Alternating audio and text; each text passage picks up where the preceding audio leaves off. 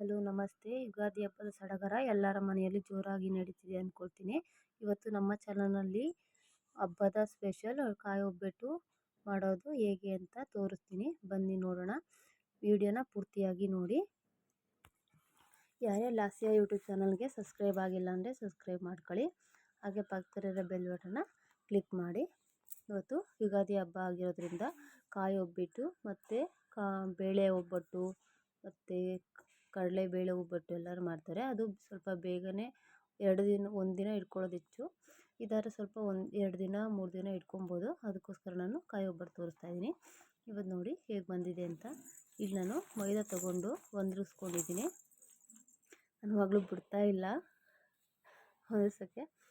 ಈಗ ಹೊಂದಿಸ್ಕೊಂಡಾದ್ಮೇಲೆ ನಾನಿಲ್ಲಿ ನೋಡಿ ನಮಗೆ ಎಷ್ಟು ಬೇಕೋ ಎಷ್ಟು ಕಾಳು ತೊಗೊಂಡಿದ್ದೀವಿ ಅದ್ರ ಮೇಲೆ ನಾವು ಮೈದಾ ಹಾಕ್ಕೋಬೇಕು. ನಾನಿಲ್ಲಿ ಕಾಯಿ ನಾನು 3 ಕಪ್ಪಷ್ಟು ತೊಗೊಂಡಿದ್ದೀನಿ. ಸ್ವಲ್ಪ ಚಿಟಿಕೆಯಷ್ಟು ಉಪ್ಪು ಮತ್ತು ಸ್ವಲ್ಪ ಅರಿಶಿನ ಹಾಕ್ಕೊಂಡು ಚೆನ್ನಾಗಿ ಕಲಿಸ್ಕೊಬೇಕು. ನಾನಿಲ್ಲಿ 4 ಕಾಯಿ ತೊಗೊಂಡಿದ್ದು, 4 ಹೋಳು ಅಂದರೆ 2 ಕಾಯಿ ತೊಗೊಂಡಿದ್ದು. ನೋಡಿ ಎಲ್ಲ ಫುಲ್ಲು ಎಷ್ಟು ನೀಟಾಗಿ ಕಲಿಸ್ಕೊತೀವಿ ಅಷ್ಟು ಚೆನ್ನಾಗಿ ಮೈದಾ ಬರುತ್ತೆ. ಸ್ವಲ್ಪನೇ ನೀರು ಹಾಕ್ಕೊಂಡು ಕಲಿಸ್ಕೊಬೇಕು. ಜಾಸ್ತಿ ನೀರು ಹಾಕ್ಕೊಂಡ್ಬಿಟ್ರೆ ತೆಳ್ಳಗಾಗೋಗುತ್ತೆ. ಅದಕ್ಕೋಸ್ಕರ ಸ್ವಲ್ಪನೇ ಹಾಕ್ಕೊಂಡು ಕಲಿಸ್ಕೊತಾ ಬರಬೇಕು. ನೋಡಿ ನಾನು ಹೇಗೆ ತೋರಿಸ್ತಾ ಇದ್ದೀನಿ ಅಂತ ಹಾಗೆಯೇ ಕಲಿಸ್ಕೊಳ್ಳಿ. ಹಾಗೆ ಕಲಿಸ್ಕೊಂಡ್ರೆ ನೀಟಾಗಿ ಬರುತ್ತೆ. ನೋಡಿ ಇವನ್ನ ಸ್ವಲ್ಪ ನೀರು ಹಾಕ್ಕೋತಾ ಇದ್ದೀನಿ.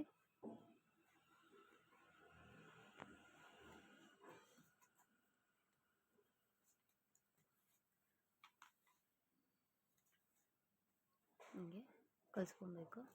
ಚೆನ್ನಾಗಿ ಎಲ್ಲ ಮಿಕ್ಸ್ ಆಗಿ ಗಂಟ ನೋಡಿ ಹಿಂಗೆ ಒಂಚೂರು ಆ ಕಡೆ ಎಲ್ಲಿ ಸೈಡಲ್ಲೆಲ್ಲ ಇತ್ತು ಅದೆಲ್ಲನೂ ತೊಗೊಂಡು ಈ ಥರ ಚೆನ್ನಾಗಿ ಮಿದ್ದಬೇಕು. ಅದು ಜಾಸ್ತಿ ಎಣ್ಣೆ ಕುಡಿತದೆ, ಎಣ್ಣೆ ಹಾಕ್ಕೋಬೇಕು.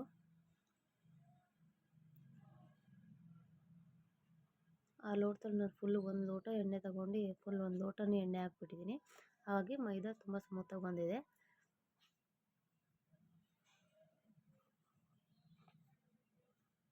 ಮೈದಾ ಆಲ್ಮೋಸ್ಟ್ ಎಲ್ಲ ಒಬ್ಬಟ್ಟು ಮಾಡೋಕ್ಕೆ ಬರುತ್ತಲ್ವ, ಹಂಗಾಗಿ ಎಲ್ಲರೂ ಗೊತ್ತಿರುತ್ತೆ. ಗೊತ್ತಿಲ್ಲದೆ ಹೋದವರು ನೋಡ್ಕೊಳ್ಳಿ ಹೇಗೆ ಮಾಡೋದು ಅಂತ.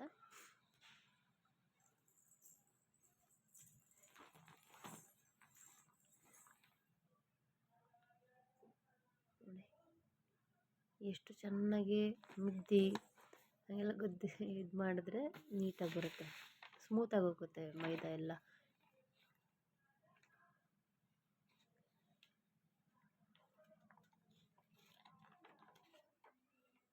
ಜಾಲಿ ಎಷ್ಟು ಸ್ಮೂತ್ ಆಗಿದೆ. ನಾವು ಎಷ್ಟು ಚೆನ್ನಾಗಿ ಕಲಿಸ್ತೀವಿ ಅಷ್ಟು ಚೆನ್ನಾಗಿ ಅದು ಸ್ಮೂತ್ ಆಯ್ತಾನೇ ಇರುತ್ತೆ. ಹಾಗಾಗಿ ಚೆನ್ನಾಗಿ ಜಾಸ್ತಿ ಸ್ವಲ್ಪ ಕಲಿಸ್ಬಿಟ್ಟು ಒಂದು 20 ನಿಮಿಷ ಬಿಟ್ಟರೆ ಸಾಕೋದು, ಸ್ಮೂತಾಗಿ ಹೋಗ್ಬಿಡುತ್ತೆ. ನೋಡಿ ಈ ಥರ ಎಣ್ಣೆ ಎಲ್ಲ ಹಾಕ್ಬಿಟ್ಟು ಈ ಥರ ಅದ್ರ ಮೇಲ್ಗಡೆ ಎಣ್ಣೆ ಹಾಕ್ಬಿಟ್ಟು ಪ್ರೆಸ್ ಮಾಡೋಗ್ಬಿಟ್ರೆ ಅದು ಸ್ಮೂತಾಗಿ ಬರುತ್ತೆ. ನೋಡಿದ್ರಲ್ಲ ಈ ಥರ ಎಣ್ಣೆ ಹಾಕಿದ್ದೀನಿ. ಇವಾಗ ನಾನು ಕಾಯಿ ಮುಚ್ಚಿ ಮಾಡೋಗ್ಬಿಡ್ತೀನಿ. ಅದು ನೋಡಿ ಕಾಯಿ ತೊಗೊಂಡು 1 ಬಟ್ಲು ಬೆಲ್ಲ, ಗಸಗಸೆ ಮತ್ತು ಏಲಕ್ಕಿ ಮತ್ತು ಶುಂಠಿ ತೊಗೊಂಡು ಇದನ್ನ ಇವಾಗ ನಾನು ಮಿಕ್ಸಿಗೆ ಹಾಕ್ಕೊತಾ ಇದ್ದೀನಿ. ತೆಂಗಿನಕಾಯಿ ಮಿಕ್ಸಿಗೆ ಹಾಕ್ಕೊಂಡು ರುಬ್ಕೋತೀನಿ. ನೋಡಿ ಆ ಥರ ಸಣ್ಣಗೆ ಇರಬೇಕು. ಸಣ್ಣಗಿದ್ರೆ ಚೆನ್ನಾಗಿರುತ್ತೆ ಮತ್ತು ಎಲ್ಲೂ ಕಿತ್ತೋಗಲ್ಲ. ಅದಕ್ಕೆ ಅದನ್ನು ಒಂದು ಬಟ್ಟೆ ಒಳಗಡೆ ಹಾಕೋತೀನಿ. ಇವಾಗ ನಾನು ಪಾಕಕ್ಕೆ ಅದು ತೆಂಗಿನಕಾಯಿ ನೀರಂಶ ಎಲ್ಲ ಇರುತ್ತಲ್ಲ ಅದನ್ನು ಹುರ್ಕೊಬೇಕು. ನೀರಂಶ ಎಲ್ಲ ಹೋಗಬೇಕು. ಸ್ವಲ್ಪ ಡ್ರೈ ಆಗೋ ಥರ ರೋಸ್ಟ್ ಮಾಡ್ಕೊಳ್ಳಿ. ಒಂದು 2 ನಿಮಿಷ ಸಾಕು, ಅದು ನೀರೆಲ್ಲ ಇರೋದೆಲ್ಲ ಹೋಗ್ಬಿಡುತ್ತೆ. ಆ ಥರ ರೋಸ್ಟ್ ಮಾಡಿಕೊಂಡು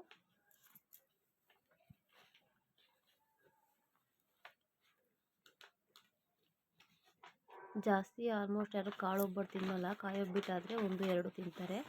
ಅದಕ್ಕೆ ನಮ್ಮ ಮನೆಯವರು ಸುಧಾ ಅದಕ್ಕೆ ಕಾಳು ಒಬ್ಬಟ್ಟು ಮಾಡ್ತೀನಿ ಅಂದರೆ ಬೇಡ ಕಾಯಿ ಒಬ್ಬಟ್ಟು ಮಾಡು ಅಂತ ಹೇಳಿದ್ವಿ. ನಾನು ಬೇಗನೆ 15 ನಿಮಿಷದೊಳಗಡೆ ಕಾಯಿ ಒಬ್ಬಟ್ಟು ಮಾಡಿದ್ದೆ.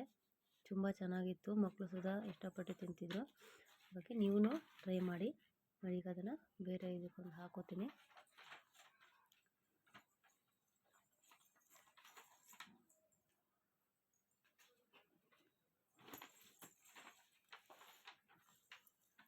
ಇವಾಗ ಬೆಲ್ಲ ಹಾಕೋತಾ ಇದ್ದೀನಿ. ಬೆಲ್ಲ ಹಾಕ್ಕೊಂಡು ಸ್ವಲ್ಪ ತಿರುಗಿಸ್ಬಿಟ್ಟು ಸ್ವಲ್ಪ ಅದಕ್ಕೆ ನೀರು ಹಾಕೋತೀನಿ.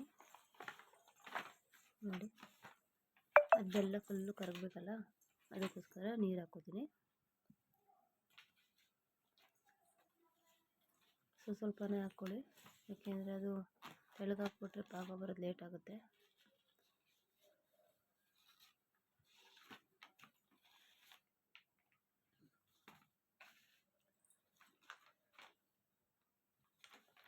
ನೋಡಿ ಆ ಥರ ಬಂದಿದೆ ಅಂದ್ಬಿಟ್ಟು ಹಂಗೆ ಕುದಿಬೇಕು. ಬೆಲ್ಲ ಇನ್ನೂ ಕರಗಿಲ್ಲ, ಕರಗ್ತಾ ಇದೆ.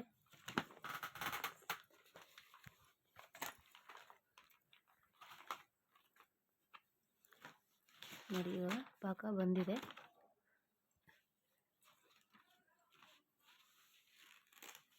ಪಾಕ ಬರೋದು ನಿಮ್ಗೆ ಹೆಂಗೆ ಗೊತ್ತಾಗುತ್ತಪ್ಪ? ಗೊತ್ತಾಗುತ್ತೆ ಆಲ್ಮೋಸ್ಟು. ಇಲ್ಲ ಅಂತ ಅಂದರೆ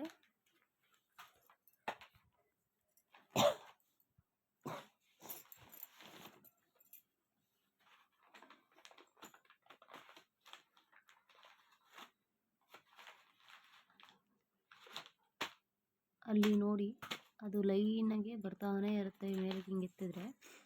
ಇಲ್ಲ ಅಂದರೆ ಒಂದು ಪ್ಲೇಟ್ ತಗೊಂಡು ನೀರು ಹಾಕ್ಕೊಂಡು ಅದು ನಾನು ತೋರಿಸ್ತೀನಿ. ಆ ಥರ ಮಾಡಿದ್ರೆ ಉಂಡೆ ಆದಂಗೆ ಆಗಬೇಕು. ಆವಾಗ ಪಾಕ ರೆಡಿಯಾಗಿದೆ ಅಂತ. ನೋಡಿ ಯಾವ ಥರ ಬಂದಿದೆ ಅಂತ ನೋಡಿದ್ದೀರಲ್ಲ. ನೋಡಿ ಈ ಥರ ಬಂದಿದೆ. ಈ ಥರ ಬಂದರೆ ಪಾಕ ರೆಡಿಯಾಗಿದೆ.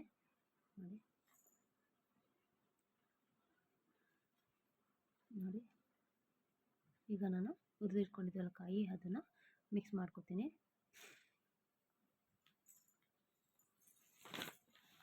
ಚೂರು ಗಂಟಾಗ್ದಂಗೆ ತಿರ್ಸ್ಕೊತಾನೆ ಇರಬೇಕು. ತಿರ್ಸ್ಕೊತಾ ಇರಿ.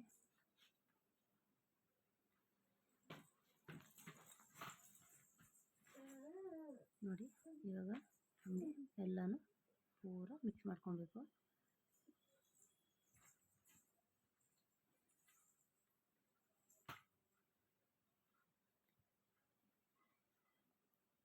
ಇವಾಗ ನಾನು ಗಸಗಸೆ ಹಾಕೋತೀನಿ.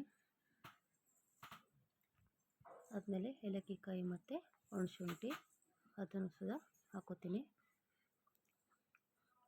ಅದನ್ನು ಮಿಕ್ಸ್ ಮಾಡ್ಕೊಳ್ತೀನಿ.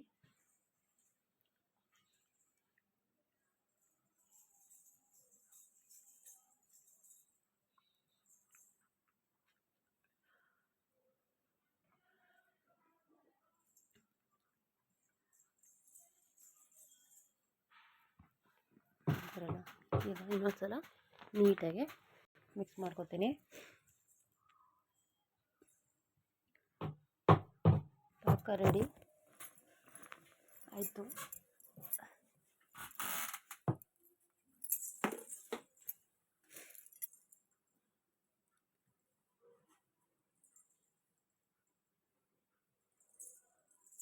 ಈ ಜಾಸ್ತಿ ಬೇಕಾದರೆ ಗಟ್ಟಿ ಆಗೋಯ್ತು ಅಂದರೆ ಸ್ವಲ್ಪ ಬಿಸಿ ಎಲ್ಲ ತಗ್ಗಿಸ್ಕೊಂಡು ತಿರ್ಗಾ ಸ್ವಲ್ಪ ಮಿಕ್ಸ್ ಮಾಡಿದ್ರೆ ಸರಿ ಹೋಗುತ್ತೆ. ಮತ್ತು ಇವಾಗ ನಾನು ಪಾಕ ರೆಡಿ ಆದಮೇಲೆ ಉಂಡೆ ಮಾಡ್ಕೊಂಡ್ಬಿಡ್ತಿದ್ದೀನಿ. ಉಂಡೆ ಎಲ್ಲ ಮಾಡಿಕೊಂಡ್ರೆ ಸುಲಭ ಆಗುತ್ತೆ, ಬೇಗ ತಟ್ಟಾಕ್ಬಿಡ್ಬೋದು. ಅದಕ್ಕೋಸ್ಕರ ನಾನು ಮುಂಚೆನೇ ಉಂಡೆಗಳನ್ನ ಕಟ್ಕೊಂಡು ಮಾಡಿಕೊತಾ ಇದ್ದೀನಿ.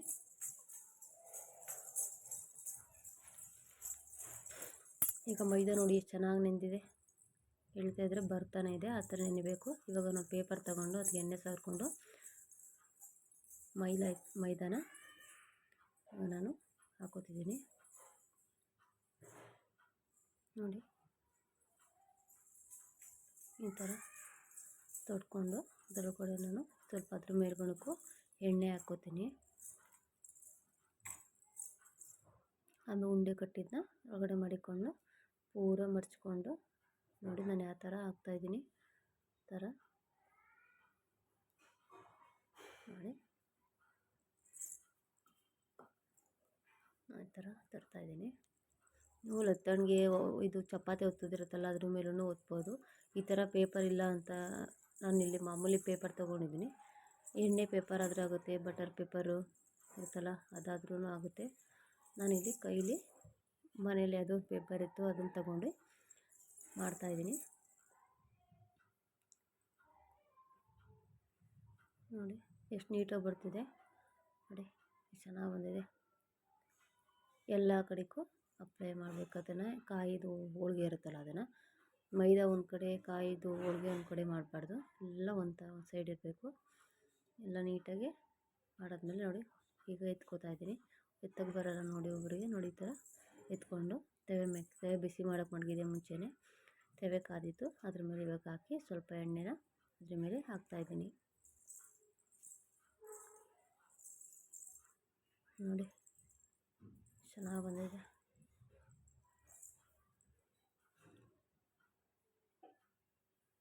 ಹೀಗೇ ನಿಮ್ಮ ಮನೇಲೂ ಒಂದು ಸಲ ಮಾಡಿ ಟ್ರೈ ಮಾಡಿ, ಹೇಗೆ ಬಂತು ಅಂತ ಕಮೆಂಟ್ ಮಾಡಿ. ಪ್ಲೀಸ್ ಶೇರ್ ಮಾಡಿ, ಲೈಕ್ ಮಾಡಿ, ಕಮೆಂಟ್ ಮಾಡಿ. ಸಬ್ಸ್ಕ್ರೈಬ್ ಆಗೋದು ಮರಿಬೇಡಿ. ಯಾರೂ ಸಬ್ಸ್ಕ್ರೈಬೇ ಮಾಡಲ್ಲ. ಎಲ್ಲರಿಗೂ ಮಾಡ್ತೀರಾ, ವೀಡಿಯೋ ನೋಡಿ ಯಾಕೆ ಸುಮ್ಮನೆ ಆಗ್ತೀರಾ? ಕೊನೆ ಗಂಟ ವೀಡಿಯೋ ನೋಡಬೇಕು. ಹಾಗೆ ಸಬ್ಸ್ಕ್ರೈಬ್ ಮಾಡಬೇಡಿ ಪ್ಲೀಸ್. ನೋಡಿ ಇನ್ನೊಂದು ನಾನು ಅದೇ ಥರನೇ ಮಾಡಿಕೊಂಡು ಇನ್ನೊಂದು ಅದೇ ಥರ ತೊಟ್ಕೋತಾ ಇದ್ದೀನಿ.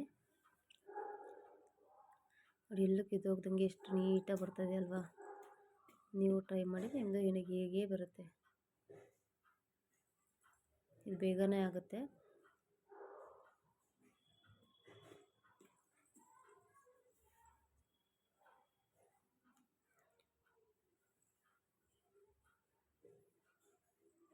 ಇದಿನ್ನೂ ಬೇಗನೆ ಮಾಡ್ಬೋದಾಗಿತ್ತು, ಆದರೆ ನನ್ನ ಮಗಳು ತುಂಬ ಗಲಾಟೆ ಮಾಡ್ತಿದ್ಲು, ಅದಕ್ಕೋಸ್ಕರ ಇಷ್ಟು ಲೇಟಾಗಿದೆ.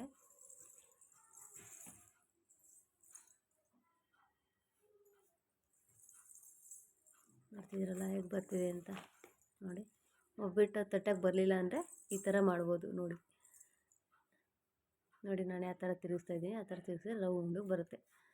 ತಟ್ಟಕ್ಕೆ ಬರೋಲ್ಲ ಅಂತ ಅಂದರೆ ನನಗೂ ಆಲ್ಮೋಸ್ಟ್ ಈ ಥರ ತಟ್ಟಕ್ಕೆ ಬರೋಲ್ಲ, ಅದಕ್ಕೆ ನಾನು ಈ ಥರ ರೌಂಡಿಗೆ ತಿರುಗಿಸ್ತೀನಿ. ಚೆನ್ನಾಗಿ ಬಂದಿದೆ ನೋಡಿ, ಎಷ್ಟು ಚೆನ್ನಾಗಿ ಬಂದಿದೆ ನೋಡಿ. ಇದನ್ನು ಅಷ್ಟೇ ತವೆ ಮೇಲೆ ಹಾಕಿ ಇದೇ ಥರ ಎಲ್ಲನೂ ನಾನು ಬೇಯಿಸ್ಕೊತೀನಿ.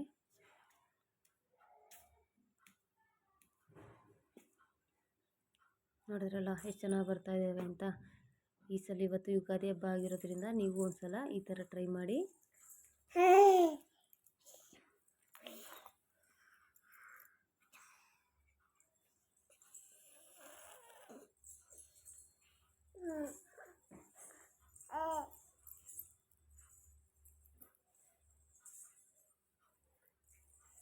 ನೋಡಿ ಎಷ್ಟು ಚೆನ್ನಾಗಿ ಬಂದಿದೆ, ತುಂಬ ಚೆನ್ನಾಗಿದೆ. ನೀವು ಒಂದು ಸಲ ಟ್ರೈ ಮಾಡ್ತೀರಾ ಇವತ್ತು ಹಬ್ಬಕ್ಕೆ ಅಂತ ಅಂದ್ಕೊಂಡಿದ್ದೀನಿ. ಪ್ಲೀಸ್ ಲೈಕ್ ಮಾಡಿ, ಶೇರ್ ಮಾಡಿ, ಕಮೆಂಟ್ ಹಾಕಿ. ಇನ್ನು ಯಾವ್ದಾರ ರೆಸಿಪಿ ಬೇಕಂತ ಅಂದರೆ ಕಮೆಂಟಲ್ಲಿ ತಿಳಿಸಿ.